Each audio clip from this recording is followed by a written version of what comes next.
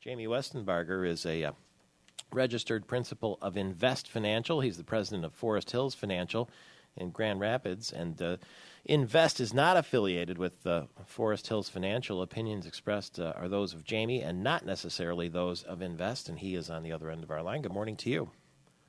Hey, Mike Patrick, how you doing this morning? Should we be optimistic? You know, we spend a lot of time paying attention to these earning reports. Some of them are good, some of them are bad. We see some growth in the auto industry, although it's not a lot. And we understand the auto industry is hiring again. I saw this morning a report that there are 100,000 more jobs now in the auto business than there were at this time last year. What's the overall picture? Well, you know, specifically in the auto industry, what great news out of Ford. You know, yesterday announcing that they're going to bring some jobs back inside their plants. A lot of these coming back from Mexico and other you know, foreign countries. So a little bit of a PR move. It's only 2,000 jobs, but I think if you talk to the factory worker in Southeast Michigan, they're happy to see any of them. So so that was nice to see one of our homegrown companies kind of going back and hiring some of the local people again. But you know, the overall mood out there is just one of what's going to happen next. And ever since we've seen what we saw just a couple of years ago, it just seems like the market is so finicky and so fearful about what the next report's going to be. I'll give you an example, like Patrick. You know, last week there was IBM came out with earnings, and the earnings beat what we expected to see and what the street had predicted.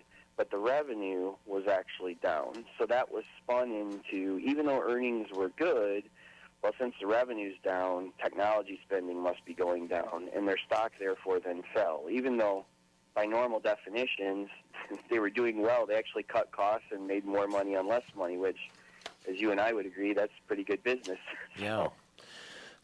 When you look at these earnings reports, and I understand at the beginning of the week everybody kind of holds their breath, the Electronic Arts, Priceline, CBS, they were all up.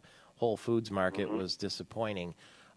When you do see those numbers, do you expect some sort of jump one way or another, or is it more sort of moderated than that? Well, I think a couple things that you want to look at as the whole picture is the vast majority of the earnings reports this quarter are up.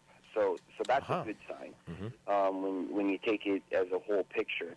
When you look at where the weaknesses are, there's some concerns there because a lot of the weaknesses are in your consumer staples and in other areas where it kind of highlights the concerns about domestic growth. There's been a lot of talk about domestic growth in the news and, excuse me, what exactly that's going to mean. And, you know, that's something everyone's kind of keeping their eye on is if we can kind of break over this 2.5% domestic growth,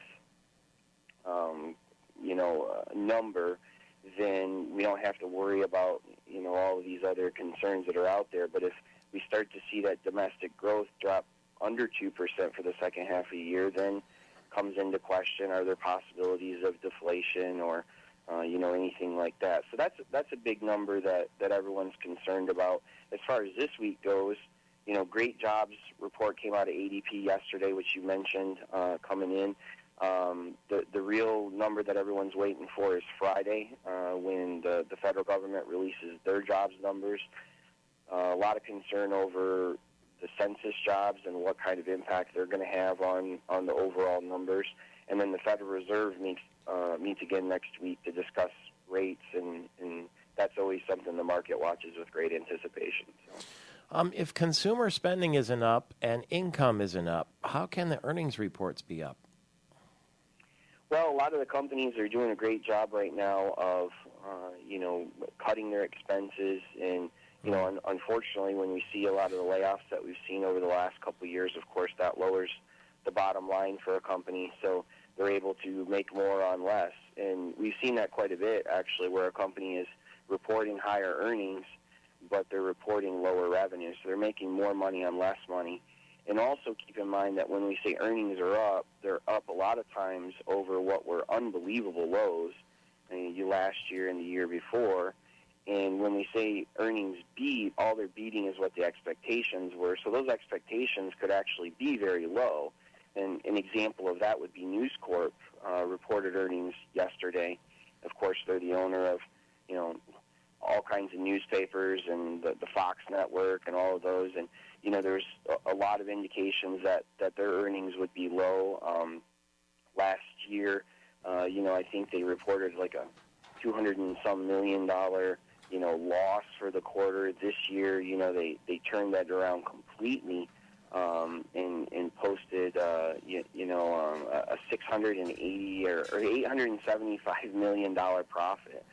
So, huge turnaround. But when you're comparing it to $203 million loss last year at this time, it looks that much better.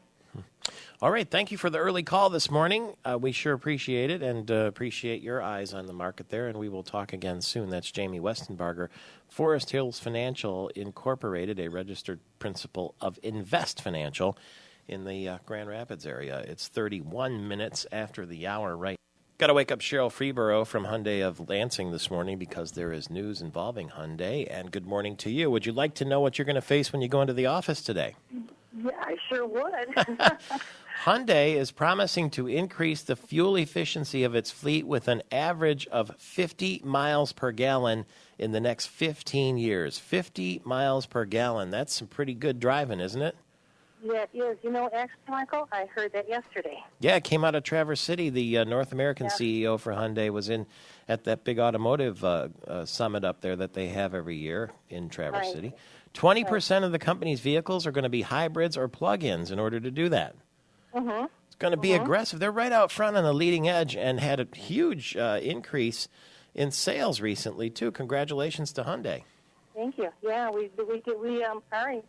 increase actually over last year was 75%. That we opened last year, another person was. But even to have that kind of increase for us was fabulous. All right. Well, there's good news to start your day. Sherill Freeborough says very soon in the future of Hyundai, 50 miles to the gallon. And she's converted from Saturn dealerships to Hyundai in the mid-Michigan area. 35 after the hour. Round, round, get around, I get around, yeah, get